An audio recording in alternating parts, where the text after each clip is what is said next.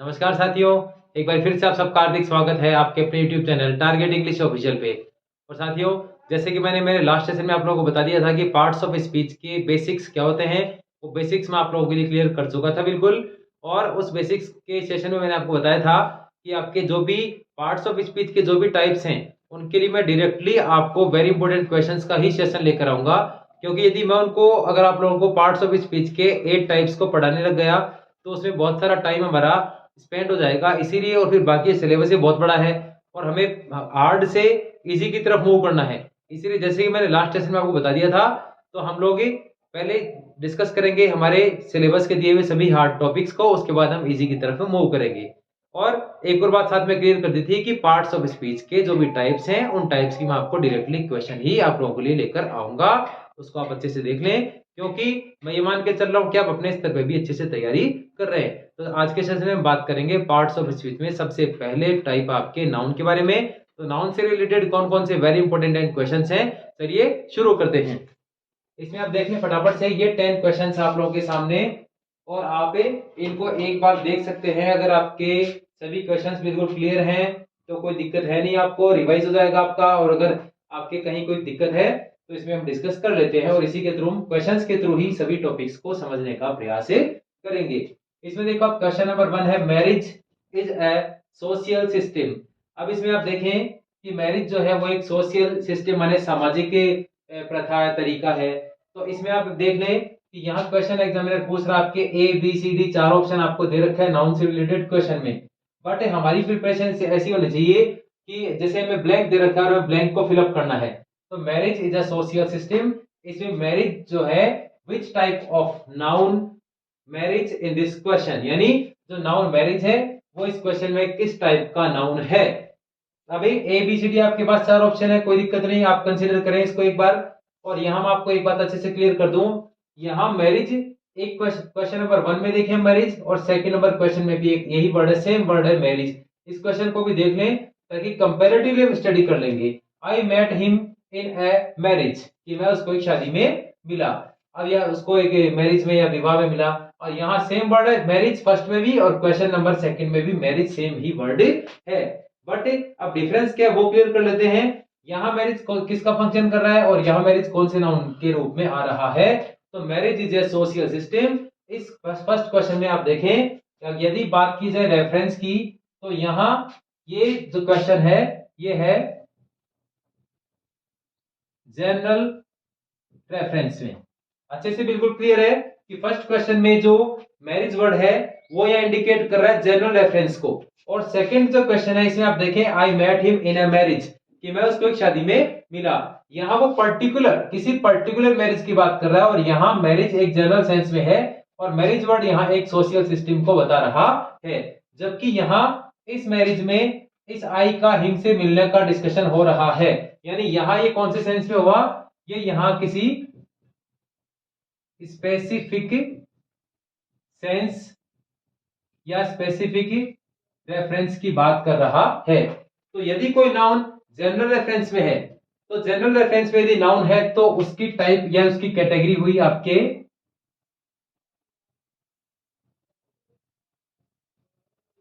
Abstract noun.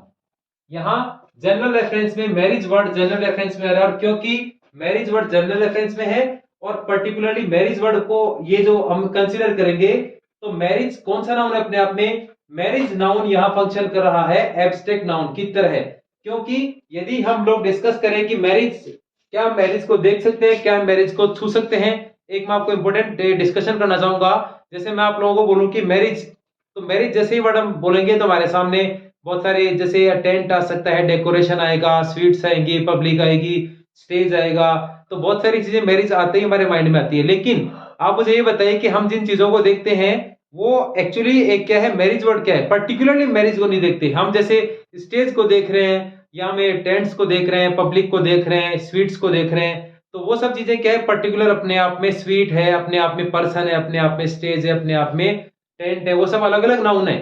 आप marriage word को नहीं देख रहे ना, आप वहां मैरिज किसी शादी में मैरिज अटेंड करते हैं तो हम उस मैरिज वर्ड को नहीं देख सकते। जैसे मैंने कहा ये पेन, मैं पेन को देख सकता हूँ, शर्ट देख सकता हूँ, फैन देख सकता हूँ, बुक देख सकता हूँ, बॉय देख सकता हूँ, गर्ल देख सकता हूँ, बोर्ड देख सकता हूँ। लेकिन मैंने कहा मैरिज, तो मैरिज वर्ड का मैं आपसे पूछूं भाई मैरिज कैसा है? जैसे मैंने कहा पेन, पेन ये क्या है? ये स्मॉल साइज का, इसका कलर व्हाइट है, ये सब हम देखने में आ रहा है। जबकि मैरिज वर्ड को क्या आप देख सकते हो? नहीं। क्या मैरिज वर्ड को आप छू सकते हो? नहीं। यानी एब्स्ट्रैक्ट नाउन होगा which can not be scene और टच्ड, जिसको स्पर्श भी नहीं किया जा सके और जिसको देखा भी नहीं जा सके। तो मैरिज क्या है? मैरिज एक आइडिया है हमारे दिमाग का, यानी आइडिया है, विचार है। हम जिनको देख रहे हैं वो मैरिज नहीं है, वो क्या है? मैरिज वर्ड पर्टिकुलरली एक आइडिया है। बुक है तो बुक को आप देख सकते हो, पेन को देख सकते हो, बॉय को देख सकते हो, फैन को देख सकते हो, गर्ल को देख सकते हो, यानी वो अपने आप में अलग अलग कैटेगरी के नाउन है। बट यहाँ बात की जाए यदि मैरिज की, तो मैरिज अपने आप में एक आइडिया है, और जो भी आइडियाज हमारे माइंड के वो सब किसको इंडिकेट करते हैं? एब्स्ट्रैक्ट नाउन को। एब्स्ट्रैक्ट नाउन वो नाउन है जिसको आप देख नहीं सकते और जिसको आप छू भी नहीं सकते। हाँ, लेकिन एक बात याद रखना, उसको आप महसूस जरूर कर सकते हो। ऐसा एग्जांपल मैं आपको क्लियर कर देता हूं कि अब इसको एब्स्ट्रैक्ट नाउन को महसूस कैसे करेंगे। देख नहीं सकते, छू नहीं सकते, तो आप एक मैं आपको छोटा सा वर्ड क्लियर कर देता हूं, एक एग्जांपल देता हूं आपको। HEAT, heat. हीट मानी क्या है? गर्मी। आप गर्मी को देख नहीं सकते, आप गर्मी को छू नहीं सकते, बट उसको महसूस कर सकते हो। तो ये भी कौन सी कैटेगरी का नाउन हो गया? ये हो गया आपके एब्स्ट्रैक्ट नाउन। और बाकी सब चीजें हैं वो फंक्शन पे डिपेंड करता है कि किसी भी सेंटेंस में जो भी नाउन है वो किस फंक्शन में है। यानी हमें सबसे पहले क्या देखना है? सबसे पहले आप इस बात को अच्छे से देख लें, सबसे पहले हम किसी भी सेंटेंस में कोई भी वर्ड है उसका हम सबसे पहले देखेंगे function. F for function. Function के बाद देखेंगे उसका फॉर्म, और फॉर्म के बाद देखेंगे उसका मीनिंग। सबसे पहले फर्स्ट फंक्शन, देन फॉर्म और देन मीनिंग को कंसीडर करेंगे। तो सबसे पहले फंक्शन के अकॉर्डिंग देखें। हम पर्टिकुलरली किसी वर्ड के लिए ये नहीं कह सकते कि ये नाउन ये जो इस टाइप की या इस कैटेगरी का नाउन है। हम ये डिपेंड करते हैं उसके फंक्शन पे कि वो फंक्शन किस तरह से कर रहा है। अब यहाँ आप देखिए मैरिज वर्ड है, वो दो सेंटेंस में अलग अलग तरीके से बिहेव कर रहा है, अलग अलग तरीके से फंक्शन कर रहा है, इसलिए इसकी कैटेगरी, इसका टाइप भी अलग अलग होगा। और मैं सभी क्वेश्चन जो भी हमारे पॉइंट्स है, जो भी टॉपिक्स हैं, वो मैं आपको क्वेश्चंस के थ्रू ही समझाने का प्रयास करूंगा। अब यहाँ देख लें आप, marriage is a social system, ये जनरल रेफरेंस की बात करें, और जनरल रेफरेंस होने की वजह से यहाँ मैरिज वर्ड है वो क्या है? Abstract noun. और एब्स्ट्रैक्ट नाउन इसलिए है क्योंकि इसको हम देख नहीं सकते, छू नहीं सकते, ये क्या हो गया? ये हमारे माइंड का एक आइडिया है। That's why the word marriage in the first question is a type of abstract noun, and when we talk about the question number second, then the given question is I met him in a marriage। अब examiner पूछ रहा है कि second question में marriage जो है वो कौन से नाउन की तरह फंक्शन कर रहा है, कौन सा नाउन है। तो यहाँ मैरिज है वो पर्टिकुलरली किसी स्पेसिफिक मैरिज की बात कर रहा है, किसी स्पेसिफिक यानी किसी विशेष घटना की बात कर रहा है, विशेष पर्टिकुलर इवेंट की बात कर रहा है, स्पेसिफिक सेंस में या स्पेसिफिक रेफरेंस में होने की वजह से यहां ये बिहेव कर रहा है कौन से नाउन की तरह? ये यहां फंक्शन कर रहा है आपके कॉमन नाउन की तरह है। तो एक बात आप अच्छे से क्लियर कर लें कि आपको दिए गए क्वेश्चन में नाउन किस टाइप का है ये डिपेंड करेगा उसके फंक्शन पे। तो इस बात को अच्छे से क्लियर कर लें। और मैं समझ रहा हूं कि जो कॉमन क्वेश्चंस है वो कॉमन क्वेश्चन तो आप लोग अपने स्तर पे कर ही रहे हो। तो यहाँ मैं बहुत सारे कॉमन क्वेश्चन डिस्कस करूंगा जो कि आपको ऑलरेडी तैयार है आपके, तो उससे टाइम वेस्ट होगा, कोई मतलब वाली बात नहीं है। इसीलिए मैं आपको जो भी स्पेसिफिक क्वेश्चन होंगे, जो एग्जाम के पॉइंट ऑफ व्यू से इंपॉर्टेंट होने वाले होंगे, वही क्वेश्चंस जो कि कम से कम एवरेज और अच्छी कैटेगरी के क्वेश्चंस होंगे, वही मैं आप लोगों के लिए लेकर आऊंगा। और फिर भी कोई क्वेश्चन में कोई दिक्कत हो तो आप कमेंट सेक्शन में कमेंट करके पूछ सकते हैं। मूव करेंगे क्वेश्चन नंबर थर्ड पे। अब क्वेश्चन नंबर थर्ड और फोर्थ को भी आप पेयर में, यानी आप कह सकते हैं एक तरह से बिल्कुल दोनों को कंपैरेटिवली डिस्कस कर लें। टाइम इज ऑलमाइटी, और सेकंड आपका क्वेश्चन नंबर फोर्थ है ही वेंट सीकर 3 टाइम्स। अब यहाँ एक वर्ड है फर्स्ट में आपके टाइम, और यहाँ भी आप देख लें यहाँ लिखा हुआ है टाइम्स, इसमें ये इसका एस भी इसमें ऐड है। अब दोनों में डिफरेंस क्या है देख लें आप अच्छे से। अब एग्जामिनर क्वेश्चन पूछ रहा है यहाँ टाइम कौन से नाउन के रूप में फंक्शन कर रहा है, और यहाँ टाइम्स कौन से नाउन के रूप में फंक्शन कर रहा है। Time is almighty. अब यदि ये इस सेंटेंस की बात करें तो आप देख लें फर्स्ट क्वेश्चन की तरह ही जनरल रेफरेंस की बात कर रहा है, ये भी जनरल रेफरेंस की ही बात कर रहा है। और जैसे कि भी आपको क्लियर कर दिया है बिल्कुल अच्छे से मैंने, जनरल रेफरेंस को शो करने वाला यहाँ सेंटेंस में जो नाउन है वो बिहेव कर रहा है यहाँ एब्स्ट्रैक्ट नाउन की तरह है, क्योंकि आप यहाँ जो टाइम वर्ड दे रखा है इस सेंटेंस में, इस आपको टाइम को आप यहाँ देख नहीं सकते, छू नहीं सकते। क्लियर? और क्योंकि हम इसको देख नहीं सकते, छू नहीं सकते, it's you can say it's an idea of our mind, that's why the type of this word is abstract noun. अब यहाँ देखिए आप क्वेश्चन नंबर 4 में, ही वेंट सीकर 3 टाइम्स, वह सीकर 3 बार गया। अब यहाँ वो किसकी बात कर रहा है? उसके सीकर जाने के बारे में डिस्कस कर रहा है कि वो कितनी बार सीकर गया। अब यहाँ पे एक बात अच्छे से क्लियर कर लें, यहाँ वो ये आपके नाउन टाइम्स है, इसके जस्ट पहले आप कह सकते हैं न्यूमरल एडजेक्टिव आपके सामने दिया हुआ है, और इस न्यूमरल एडजेक्टिव और यू कैन से डिटरमिनर, जो न्यूमरल डिटरमिनर है, इसके जस्ट बाद में आपका हो गया नाउन। अब इसमें और इसमें डिफरेंस क्या है? अब यहाँ इसमें आप देख लें, ये बात करा जनरल रेफरेंस की, और यहाँ ये जो टाइम्स वर्ड है ये बता रहा है आपके स्पेसिफिक रेफरेंस को, यानी यहाँ टाइम्स वर्ड को स्पेसिफिक रेफरेंस में यूज किया गया है, जबकि थर्ड क्वेश्चन नंबर 3 में जनरल रेफरेंस में इसको यूज किया गया है। और इसमें एक चीज और मैं क्लियर कर दूं आपको, यहाँ देखिए आपको इस पर्टिकुलर जो वर्ड है वो टाइम ही है, जबकि हमें पता है कि जो कॉमन नाउन है, जैसे मैंने कहा बॉय, बॉय का बॉयज हो सकता है, गर्ल का गर्ल्स हो सकता है, वो सब क्या है? वो कॉमन नाउन है। तो यहाँ आप देख लें, टाइम का हमने किया टाइम से, माने ये इसका भी प्लूरलाइज कर लिया, तो ये आपका हो गया कॉमन नाउन। और जैसे कि सबको पता है कॉमन नाउन को हम प्लूरल भी बना सकते हैं। अभी और क्योंकि इसमें एक बात और आपको मैं क्लियर कर दूं, यहाँ 3 टाइम्स लिखा हुआ है, और यहाँ आप देख लें ए मैरिज। तो इस प्रकार से क्वेश्चन नंबर 1 और 3 इनमें सिमिलरिटी रही, क्वेश्चन नंबर 2 एंड 4 इनमें सिमिलरिटी रही। यदि बात की जाए जनरल रेफरेंस की, तो 1 और 3 हो गए जनरल रेफरेंस में, 2 और 4 हो गए आपके स्पेसिफिक रेफरेंस में। तो जनरल रेफरेंस में है, इसीलिए ये हो गया आपके एब्स्ट्रैक्ट नाउन्स में 1st एंड 3rd, और 2nd एंड 4th की बात की जाए तो ये हो गई स्पेसिफिक रेफरेंस में, और ये इनकी कैटेगरी हो गई आपके कॉमन नाउन। चलिए आगे बढ़ते हैं। क्वेश्चन नंबर 5 आप देखें अच्छे से, swimming is good for health. अब मैं आपको एक चीज क्लियर कर दूं अच्छे से, ये बहुत ही आसान और बहुत ही अच्छा और यू कैन से एक इंपॉर्टेंट क्वेश्चन है। यहाँ swimming is good for health, तो जो स्विमिंग वर्ड है वो क्या है? स्विमिंग वर्ड है यहाँ जिरंट, मीन्स वर्बल नाउन। जिरंट क्या है? Verbal noun. अब यहाँ स्विमिंग तो जिरंट है जो कि वर्बल नाउन है, और यहां अगर मैं आपको पूछूं इसका टाइप कौन सा है नाउन में, तो मैं आपको बता दूं जिरंट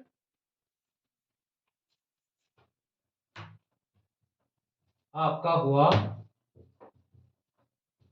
एब्स्ट्रैक्ट नाउन, माने gerunds are studied under the category of abstract noun, यानी जिरंट भी एब्स्ट्रैक्ट नाउन की कैटेगरी में ही काउंट होंगे। इस बात को आप बिल्कुल अच्छे से क्लियर कर लेना। अब यानी कई बार स्टूडेंट्स ने मुझे पूछा है कि सर स्विमिंग जो है वो एब्स्ट्रैक्ट नाउन कैसे हुआ, उसको तो हम देख सकते हैं। तो आप मुझे बताइए कि जब कोई व्यक्ति पानी में तैर रहा है तो आप देखते किसको हो? आप व्यक्ति को देखते हो, आप पानी को देखते हो, और मैं बात कर रहा हूं पर्टिकुलरली स्विमिंग की, उसकी एक्टिविटी को देख रहे हो। बट स्विमिंग वर्ड का मैं अगर बात करें हिंदी मीनिंग के अकॉर्डिंग, तो इसका मतलब है तैराकी। तो आप उस व्यक्ति की जो एक्शन देख रहे हो, वो उसके एक्शन है, वो तैरना है उसका, तैराकी नहीं है। तैराकी क्या है? अपने आप में दिमाग का एक आइडिया है। आप किसी तैरते व्यक्ति को देखोगे तो आप व्यक्ति को देख रहे हो जो कि पर्सन है। आप उसको पानी को देख रहे हो तो पानी है अपने आप में मटेरियल नाउन है, पर्सन है तो आपका कॉमन नाउन हो गया। आप पर्टिकुलरली तैराकी जो आइडिया है उसको आप नहीं देख पा रहे हो। ये ठीक उसी प्रकार से जिस प्रकार से मैंने आपको क्वेश्चन नंबर 1 में बताया, 3rd में बताया, टाइम बताया, मैरिज बताया, उसी प्रकार से दिमाग का एक आइडिया है, और दिमाग का आइडिया आप उसको देख नहीं सकते, उसको छू नहीं सकते।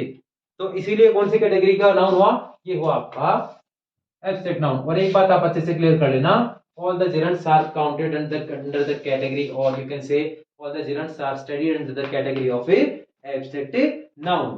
चलिए वो करेंगे क्वेश्चन नंबर 6 पे, the sun gives us light।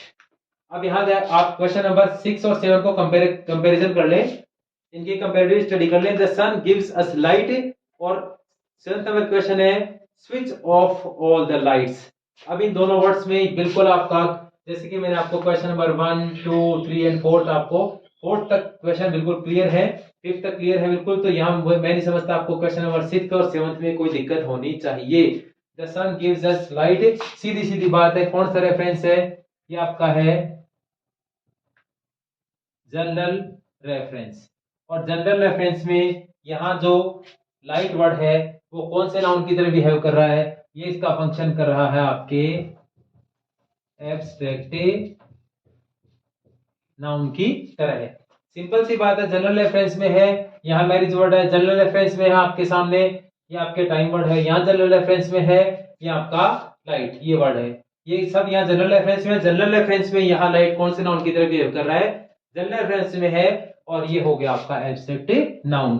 अब क्या आप लाइट को देख सकते हैं क्या? जैसे मैंने कहा लाइट, आप प्रकाश को देखे, देखिए आप जिसको देख रहे हो पेन हो सकता है, बोर्ड हो सकता है, फैन हो सकता है, या आपके कर्टन हो सकता है। आप पर्टिकुलरली लाइट वर्ड को देख नहीं पाए हुए, आप वो दिमाग का क्या है, it's an idea of our mind. We can not touch light और it can not be seen. That's why when we talk about the category of light, then when it is used under the category of a, or you can say under the reference of a general reference, then it will be counted into the category of abstract noun. अब इसी के comparison में आप question number 7 को clear कर लें, switch off all the lights. अब यहाँ इसको कंपैरिजन करें। अब वो देखो फिर से आपके सामने बिल्कुल इसको प्लूरल बना रखा है, ठीक इसी तरह से। और यदि बात की जाए, यानी कोई व्यक्ति किसी को बोल रहा है switch off all the lights, की सभी बत्तियों को बंद कर दो। यहाँ बात की जाए मीनिंग की, तो इसका अर्थ है प्रकाश। यहाँ बात की जाए इसके मीनिंग की, तो ये हुआ जिसको बोलते हैं मीनिंग, अर्थ। तो ये हुआ आपका लाइट से, ये होगा आपका बत्तियां। तो यहां आप देखें, यह इसका मतलब प्रकाश। आप प्रकाश को देख नहीं सकते, छू नहीं सकते। यहाँ बत्तियां हैं, मतलब ये सिंगल भी हो सकता है। यदि मान लीजिए कमरे में, किसी कमरे में 4 बत्तियां लगी हुई है, तो मैं कह सकता हूं कि इस कमरे की सभी बत्तियों को बंद कर दो। तो 1 2 3 4 उनकी काउंटिंग हो सकती है, 1 बत्ती, 2 बत्ती, 3 बत्ती, 4 बत्ती। मतलब जिसका 1 2 3 4 हो जाएगा, इट मीन वो क्या है, वो काउंटेबल नाउन की कैटेगरी में जाएगा। उसका प्लूरल भी हो सकता है। लेकिन मैं ये नहीं कह सकता 1 प्रकाश, 2 प्रकाश, 3 प्रकाश, 4 प्रकाश, ये नहीं हो पाएगा। माने जिसका 1 2 3 4 हो जाएगा वो काउंटेबल नाउन की कैटेगरी में जाएगा, और जिसका 1 2 3 4 नहीं होगा वो अनकाउंटेबल नाउन की कैटेगरी में हो जाएगा। अब इसमें आप देखें, यहाँ आप 1 प्रकाश, 2 प्रकाश, 3 प्रकाश नहीं कर सकते, यानी इसका लाइट का लाइट्स नहीं होगा जनरल रेफरेंस में। यहाँ 1 बत्ती, 2 बत्ती, 3 बत्ती हो सकता है, यानी मैं लाइट भी कर सकता हूँ यहाँ बत्ती के सेंस में, और लाइट्स भी हो सकता है बत्ती के सेंस में। तो यहाँ किसके रेफरेंस में है? यहाँ लाइट को लाइट्स बना रखा है, बत्तियों के मीनिंग में है, बत्तियों के अर्थ में है। और ये हो गया general reference. General reference, sorry, particular reference हो गया। और स्पेसिफिक रेफरेंस में होने की वजह से इट मींस कोई व्यक्ति किसी व्यक्ति को बोल रहा है कि इस कमरे की सभी बत्तियों को बंद कर दो, तो क्योंकि ये स्पेसिफिक रेफरेंस में है।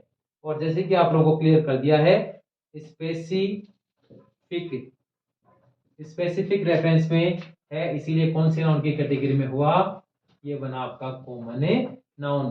तो जैसे कि बॉय का बॉयज हो सकता है, पेन का पेन्स हो सकता है, फैन का फैंस हो सकता है, गर्ल का गर्ल्स हो सकता है, यानी जो कॉमन नाउन है उसका प्लूरल बना सकते हैं, इसीलिए यहाँ लाइट का हो गया लाइट्स। मूव करेंगे क्वेश्चन नंबर 8 पे। She lied me and her friend also told me a lie. अब ये थोड़ा सा डिफरेंट टाइप का क्वेश्चन है। यदि इस टाइप के भी क्वेश्चन आ जाए तो भी आपको कहीं किसी प्रकार की कोई दिक्कत नहीं होनी चाहिए, इसलिए मैं आपको ऐसे क्वेश्चंस भी इंक्लूड कर दूंगा बीच बीच में। यहाँ देखें, she lied me and her friend also told me a lie. बिल्कुल आसान से, कुछ विद्वान साथी हैं उनको बिल्कुल अच्छे से क्लियर हो भी गया होगा, इसका आंसर आ भी गया होगा। इसमें एक एग्जामिनर पूछ रहा है LIED जो फर्स्ट लाइट और सेकंड लाई है, इन दोनों की कैटेगरी पूछ रहा है पार्ट्स ऑफ स्पीच में। तो यहाँ बिल्कुल अच्छे से, बिल्कुल ही क्लियर है, इसमें तो कोई दिक्कत ही नहीं है। ये हो गया आपका वर्ब, ये सब्जेक्ट है, सब्जेक्ट के बाद आपके सामने हो गया वर्ब, और ये सेकंड फॉर्म में है, कोई दिक्कत नहीं इसमें। अब यहाँ जो लाई है आप देखें, इसके पहले क्या है? आर्टिकल। और आर्टिकल है वो अपने बाद किसकी डिमांड करेगा? वो अपने बाद डिमांड करेगा नाउन की।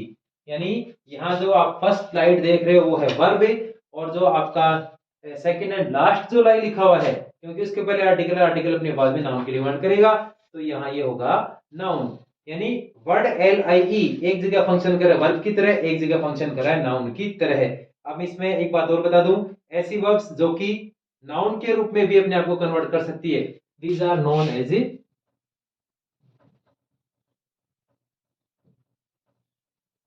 the lexical verbs।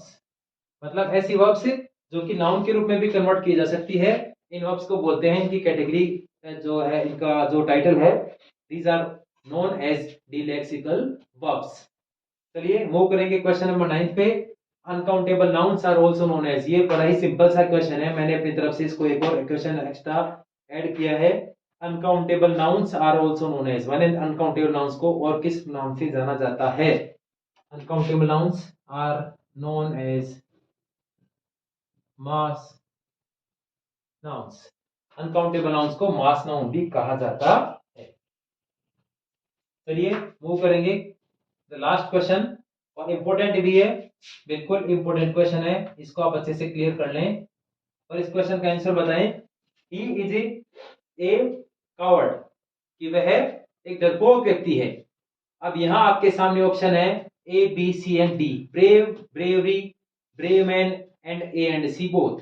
अब यहां जो कावर्ड है इसका आपको अपोजिट यानी एंटोनिम बताना है। यहां कावर्ड का एंटोनिम और अपोजिट बताना है। इज ए कावर्ड, तो इसका एंटोनिम, इसका अपोजिट क्या होगा? ब्रेव, ब्रेवरी, ब्रेव मैन और ए एंड सी। चलिए आप लोगों ने, मैं समझता हूं, कोशिश कर ली होगी, आंसर भी बताया होगा अपनी तरफ से। And the correct option is he is a coward, और यहां अंडरलाइन वर्ड है कावर्ड, इसका अपोजिट होगा he is a brave man. यानी अगर आप लोग सोच रहे हैं कि इसका आंसर है brave, then you are wrong, and if you are if you think that the answer of this one is option D, then you are also absolutely wrong, and the correct option for the question number 10th is option number C। अब इसमें एक बार आपको मैं clear कर देता हूं, ये important question है, और यहां आप देखें ही इज अ कावर्ड। अब इंपॉर्टेंट बात है कि यहां ब्रेव आंसर क्यों नहीं हुआ। देखिए ब्रेव का मतलब क्या है? ब्रेव का मतलब है बहादुर। अब इसका टाइप बताइए, पार्ट्स ऑफ स्पीच में इसकी कैटेगरी हुई एडजेक्टिव, जबकि यहां जो कावर्ड लिखा हुआ है, बड़े ध्यान से सुनना, आप इसको अच्छे से समझना, इंपॉर्टेंट बात बता रहा हूं आपको मैं। यहां जो कावर्ड वर्ड है, क्या इसकी कैटेगरी भी एडजेक्टिव है क्या? अगर इसकी कैटेगरी एडजेक्टिव होती तो क्या अपने पहले आर्टिकल लेता क्या? नहीं। यहां देखिए आप आर्टिकल, और यहां ये अपने बाद आर्टिकल क्या ले रहा है? यहां ये ले रहा है अपने बाद noun. He is a coward, मतलब वह एक डरपोक व्यक्ति है। यहां कावर्ड का मतलब क्या हुआ? डरपोक व्यक्ति, जबकि यहाँ क्या है? बहादुर। यहाँ नाउन है, और इसका आंसर भी नाउन के रूप में ही आना चाहिए। अगर यह क्वेश्चन एडजेक्टिव होता तो इसका आंसर भी एडजेक्टिव के रूप में ही आता। Means category must be same, यानी क्वेश्चन की और आंसर की दोनों की कैटेगरी सेम होनी चाहिए। यहाँ नाउन है तो यहाँ भी नाउन की डिमांड ही करेगा, यहाँ एडजेक्टिव होता तो यहाँ भी एडजेक्टिव की ही डिमांड करता। तो यहाँ आप देख लें, यहाँ ये जैसे मैंने कहा ही इज ब्रेव, वह बहादुर है, तो ये तो एडजेक्टिव हुआ, जबकि ये क्या है? ही इज अ कावर्ड, वह एक डरपोक व्यक्ति है। तो डरपोक व्यक्ति यानी यहाँ नाउन है, तो नाउन कौन सा है? वही आंसर हो जाएगा इसका। अब देखिए आप इसमें ब्रेवरी, लेकिन मीनिंग भी देना चाहिए। ब्रेवरी का मतलब बहादुरी होने को, तो जैसे मैंने कहा ये भी नाउन ही है, बहादुरी, लेकिन क्या इस सेंटेंस में फिट बैठेगा क्या? आप देख लें एक बार, ही इज ब्रेवरी, वह बहादुरी है, ऐसा नहीं हो सकता। उसकी बहादुरी हो सकता है, उसकी बहादुरी प्रशंसनीय है, पर वह बहादुरी है ऐसा नहीं हो सकता। अब आप देखें इसमें ऑप्शन सी पे मूव करेंगे। ब्रेव मैन, ब्रेव मैन का मतलब हुआ बहादुर व्यक्ति। अब बहादुर व्यक्ति, अब इसमें आप देखें ब्रेव मैन, अब मैन तो हो गया इसमें आपके सामने, ये जो मैन है नाउन, और ये यहां किसके रूप में फंक्शन कर रहा है? हेड वर्ड के रूप में। और ये जो ब्रेव वर्ड है ये आपका एडजेक्टिव, और ये एडजेक्टिव क्या कर रहा है? इस हेड वर्ड को क्वालिफाई कर रहा है। यानी यहां इन दोनों वर्ड्स में, ब्रेव में और मैन में, बॉस कौन है? हेड वर्ड कौन है? हेड वर्ड है मैन, और ब्रेव एडजेक्टिव इसको क्वालिफाई कर रहा है। यानी बॉस, बॉस कौन हुआ? बॉस और मैन, यानी ये इसमें हेड वर्ड है। और हेड वर्ड की टाइप अगर बात की जाए, कैटेगरी, कैटेगरी कौन सी उसकी? नाउन। और इधर आ जाए आप, और ये भी क्या है इसमें? नाउन। तो आंसर, यदि कावर्ड को रिप्लेस करूंगा तो आंसर क्या बनेगा? He is a brave man, वह एक बहादुर व्यक्ति है, या वह बहादुर व्यक्ति है। तो यहां उसका हुआ डरपोक व्यक्ति, ये आपके सामने है बहादुर व्यक्ति, ये हुआ आपके सामने डरपोक व्यक्ति, और ये हुआ बहादुर व्यक्ति। तो इनकी दोनों की कैटेगरी आप देखें, कैटेगरी इनकी सेम है, इसलिए आंसर हुआ आपका ऑप्शन सी। यानी यहां अगर एडजेक्टिव होता तो यहां भी आपके सामने एडजेक्टिव आंसर हो सकता था। कैसे? यदि मान लीजिए यदि मैं इसको एक कावर्ड को रिप्लेस कर देता हूं, ही इज, यदि इसको मैं रिप्लेस कर दूं कावर्डली,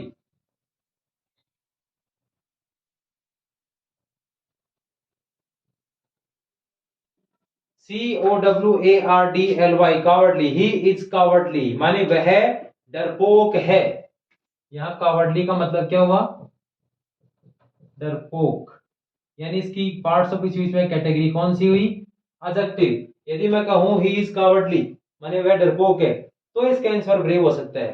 तो आंसर आ सकता है ही इज ब्रेव, वह बहादुर है, क्योंकि इसकी कैटेगरी कौन सी पार्ट्स ऑफ स्पीच में? एडजेक्टिव। इसकी भी कैटेगरी पार्ट्स ऑफ स्पीच में कौन सी हुई? एडजेक्टिव। तो ही इज ब्रेव, इसका अपोजिट ही इज कावर्डली हो सकता है, ही इज कावर्डली इसका अपोजिट ही इज ब्रेव हो सकता है।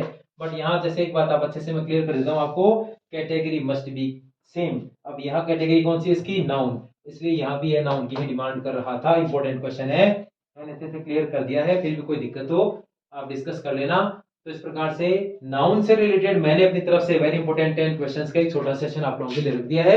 अब आप लोगों को करना क्या है? आप लोगों को दो काम करने हैं। पहला काम तो ये कि इसको अच्छे से क्लियर कर लें, और सेशन को अगर पूरा नहीं देखोगे तब तक आपको सेशन को मैं नहीं समझता किसी प्रकार का कोई फायदा आप तक पहुंच पाएगा।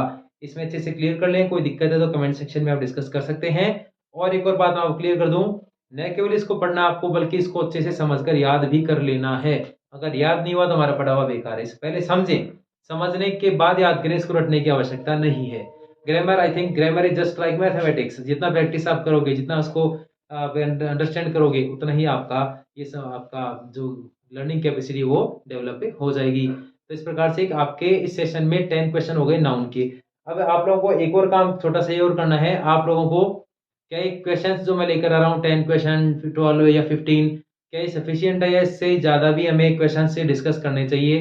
जैसे मैं समझता हूँ मैं आपको एवरेज और हार्ड लेवल के क्वेश्चन बता दूंगा, बाकी इजी अपने स्तर पे आप लोग अपने लेवल पे कर ही लोगे। फिर भी कोई आपकी तरफ से रिकमेंडेशन हो, कोई एडवाइस हो, तो आप जरूर कमेंट सेक्शन में जाकर डिस्कस कर लेना। और इसके बाद हम डिस्कस करने वाले हैं नाउन में ही एक सेशन में मैं लेकर आऊंगा नंबर का, एक जेंडर का और एक केस का। और उसके बाद में पार्ट्स ऑफ स्पीच के सभी 8 टाइप्स हैं, उनके क्वेश्चंस डिस्कस करने के बाद नेक्स्ट मूव करेंगे हमारे नेक्स्ट हार्ड 1 पॉइंट पर। ठीक है, तो मिलते हैं साथियों। तब तक के लिए आप मेहनत बराबर करते रहिए, समय बहुत कम है। मिलते हैं अगले सेशन में, तब तक के लिए टेक केयर, जय हिंद जय भारत।